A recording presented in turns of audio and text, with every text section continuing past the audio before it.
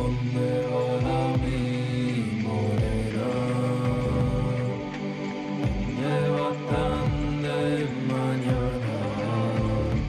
Voy a la fuente serena por una charrina de agua.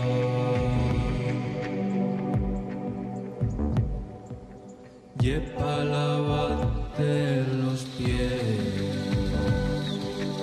y para lavarte la cara,